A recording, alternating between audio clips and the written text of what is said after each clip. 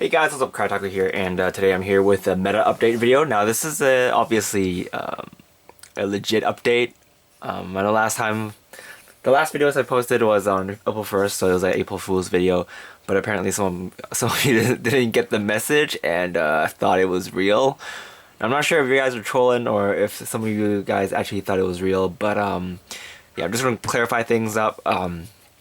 That card game was from a card game called ZX. Those cards are from a card game named ZX, and they're not Vanguard cards. If you guys want to learn more about this game, I'm actually posting a tutorial on my other channel, so I'll put the links down below, and I'll put some annotations up if you guys want to learn more about that game. I highly recommend that game. It's really fun, and the game is pretty different from Vanguard, so yeah.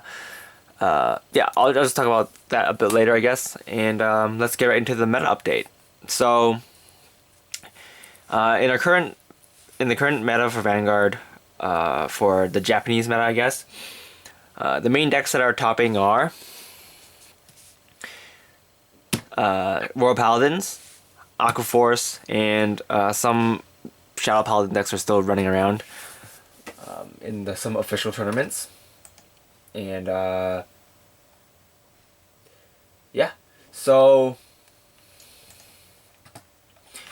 yeah, the main decks that you're gonna see are mainly Royal Paladins. You might see some Aqua Force because of the amount of attacks it can do and the sheer power they have, but it gets countered pretty easily by some other decks out there. For example, Kagero and Narukami. They are sort of good against Aqua Force, but not really. If you let your opponent build up enough hand so they can play their Lambros combo, then it's pretty hard to fight against. But yeah, mainly that deck wins with Lambros and sometimes Maelstrom. So yeah, Royal Paladin is a really solid deck.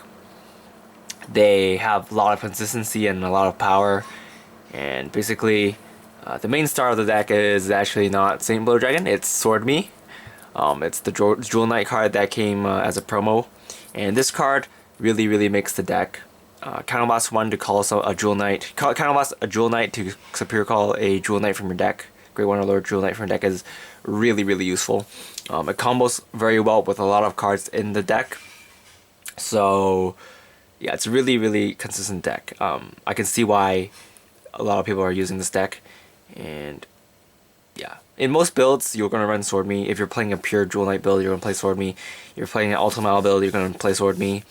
If you're using a Sing Saber hybrid deck, you're gonna play Sword Me. Sword Me is pretty staple in Royal Paladin decks now, so yeah, it's just a really consistent card.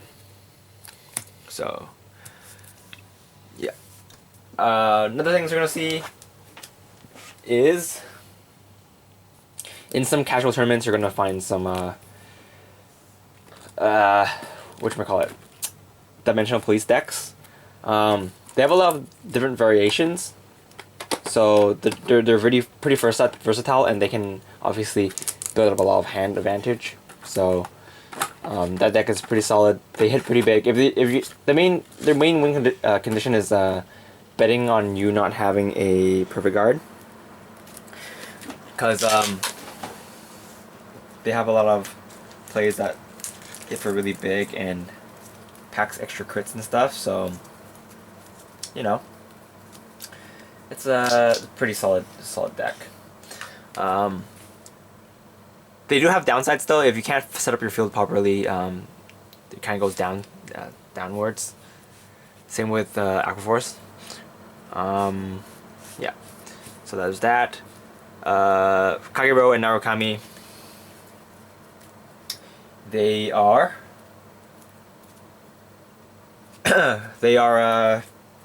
retire heavy decks, so they are pretty good against everything that's not Royal Paladins. Actually, I guess they're not very good against Shadow Paladins either, but they kind of wreck. Actually, no. I shouldn't say that. The main reason these guys aren't seeing more play is because there's so many decks that can build up field advantage. For example, Musketeers, which I should have put out earlier, but I'll put it here instead. So yeah, because of the consistency that Musketeers, Royal Paladins, Shadow Paladins have, it's pretty hard for decks that focus heavily on retiring to fight back. Yeah, but the upside is the Narukami. They have bind, the new bind mechanic, or not, it's not new, but they have more bind cards now. For example, the Stride card, on hit you can retire a unit and then choose 2 cards in your opponent's drop zone and bind them, which is really good against Legion decks. So it sort of counters Shadow Paladins and Sing Saber decks in that case. Also the cross decks, because actually especially the cross decks. I'm guessing the main reason you don't see more Kairo decks out there now is because of Narukami, since it's harder for them to recycle their overlords if they get removed from play. So Narukami is pretty solid in that area. The main reason I'm just putting Kairo out here is because a lot of people are probably going to be wondering why I will not talk about the Kairo. And the main reason is Kairo, a lot of people know how to play against that deck now, and there's too many counters around this deck. So it doesn't have enough of that oomph that's in this current meta. So yeah, this deck is, people still play it, but it's not as played as before. So yeah, the main decks in the meta you see now are Neo Nectar. Obviously they have, if you're playing the Musketeer build, it's really consistent. It's almost as consistent as Royal Paladins, except not, because this deck does use a lot of counterblast, and that's not great. But yeah, I'm gonna try to show you guys my Maiden deck if I can get my get my hands on some Maiden on flyer screens, but I can't right now, so I'm not gonna build the deck just yet. But what if I get my hands on? I'll show you guys.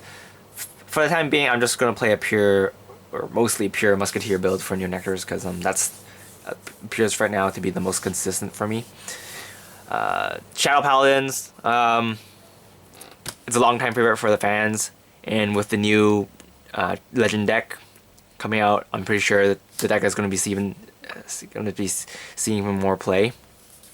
The new support looks really solid for this deck, so we'll see. But yeah, this deck, the main reason it's still topping is because with introduction of Stride, even if you're stuck on Mordred Phantom, you can still just Stride now instead of just attacking with your Mordred. So you can still get really big numbers on, and once you hit that 4th damage, you'll be able to break ride into Mordred, and then perform Legion, and then finish your opponent for game. So the deck is still really solid, really consistent, and has a lot of power. I would say it's the hardest hitting restarting Vanguard deck. It hits even harder than friggin' Nova Grappler, dude. So that's why, yeah, this Grade 3 hits harder than the Nova Grappler Stride. So this is why this deck is still up there. So yeah, the Crate Elementals are obviously a very big help to the deck. A lot of decks now, even if they don't have their own strides, using these decks, they can still combat against the current top tier decks, because they can still hit very big numbers. So these are the Crate Elementals are very nice additions to the game. So I highly recommend playing these cards if you're playing a deck that doesn't have strides, even if you're not planning to Generation Break. It's just nice to have. So yeah, that's pretty much it for this meta update. Oh yeah, if you guys are wondering which Dimensional Police deck is topping the most, it's kind of mixed. There's a lot of they come in waves, I guess. For a period of time, I see a bunch of Enigma decks topping, and now I'm seeing a bunch of Dimensional Robo decks topping. And then, yeah, there was a time where it was like all Metalborgs and stuff, so it really changes, I guess. But yeah, that's pretty much it for this video.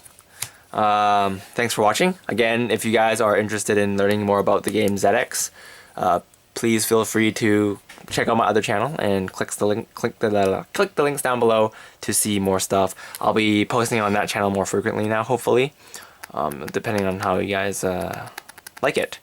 I'm not quitting Vanguard. I'll probably never quit Vanguard until the game dies, so don't worry about that. And yeah, that's pretty much it for this video. Thanks for watching, and I'll see you guys very soon. Bye!